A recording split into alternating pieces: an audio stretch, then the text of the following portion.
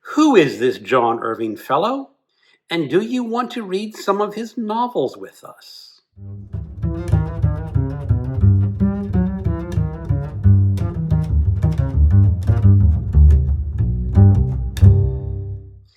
Hello, welcome to my channel, Another Bibliophile Reads.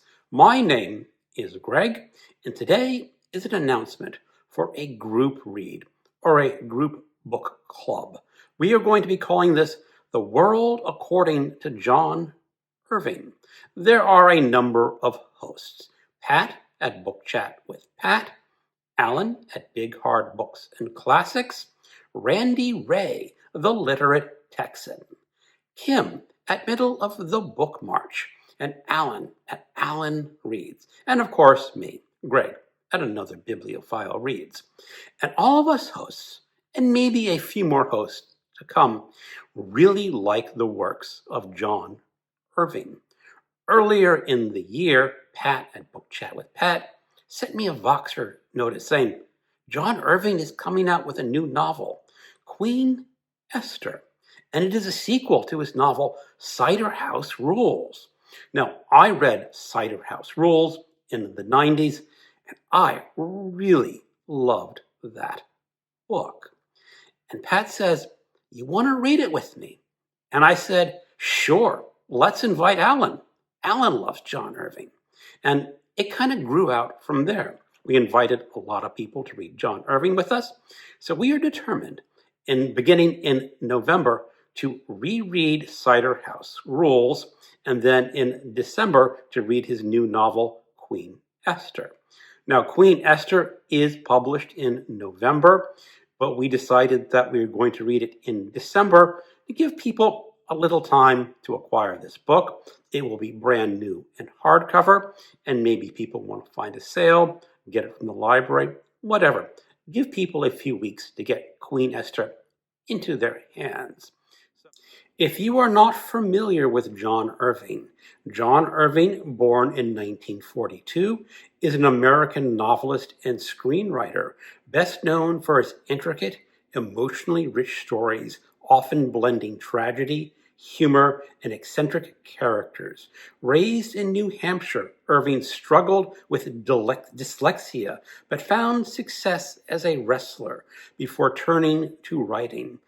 His breakthrough came with The World According to Garp, 1978, which won wide acclaim and established reoccurring themes in his work: absent fathers, strong women, sexual politics, wrestling, and the search for identity. Other notable novels include The Hotel New Hampshire, 1981, The Cider House Rules, 1985, and A Prayer for Owen Meany in 1989. He won an Academy Award for his screenplay adaptation of the Cider House Rules in 1999. Irving's novels often span decades, weaving personal histories with social issues, and he remains one of the most popular and widely read American storytellers of the late 20th century. So we are going to start with Cider House Rules first. If you are not familiar with Cider House Rules, let me give you a very brief description. Set in a Maine orphanage during the first half of the 20th century, Irving's novel follows Dr. Wilbur Larch, an obstetrician and an abortion provider, and his protégé, Homer Wells, who struggles to define his own moral path. Sweeping, controversial, and deeply humane, the book wrestles with questions of love, choice, and responsibility. And I have to agree, it is a sweeping novel and very engaging. We will have a schedule. In week 1, we will read chapters 1 to 4, pages up to 166. Week 2, chapters 5 and 7, or 5 through 7, to pages 338. Week 3, chapters 8 and 9, up to page 459. And then in week 4, we will finish the book with chapters 10 and 11, up to page 600. And then in December, we will go on to read Queen Esther. Let me give you a description of Queen Esther, because as of now, no one except advanced readers have read this book. In this ambitious new novel, Irving returns to the world of the Cider House Rules, revisiting the orphanage at St. Cloud's, Maine, and a younger Dr. Wilbur Larch. Into this realm comes Esther Nacht, a Vietnamese Jewish girl born in 1905, orphaned by tragic forces of anti-Semitism, and ultimately entrusted to a New England family. As Esther's life spans continents and decades, from Vienna to Maine and ending in Jerusalem in 1981, Irving explores identity, belonging, faith, and the ways history leaves its mark on individual lives. I'm really rather excited to read this book, especially in these political times. I'm becoming more and more aware of anti-Semitism, sort of my own Jewish heritage, and what was done to some of my relatives. So I am looking forward to this book.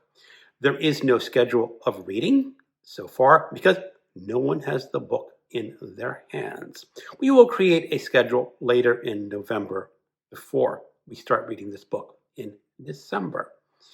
And that is the plans that we have now. The thing is, a lot of the people in this group really like the works of John Irving. There is a discussion on which is your favorite John Irving book. And there are some agreements and some disagreements.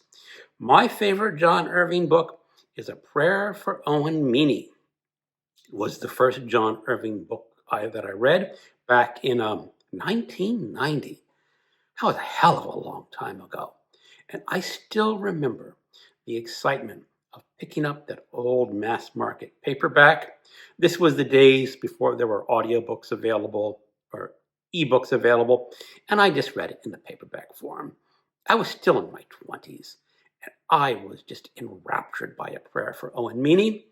And I hope if reading these two novels with this group goes well, we will select more John Irving books to read.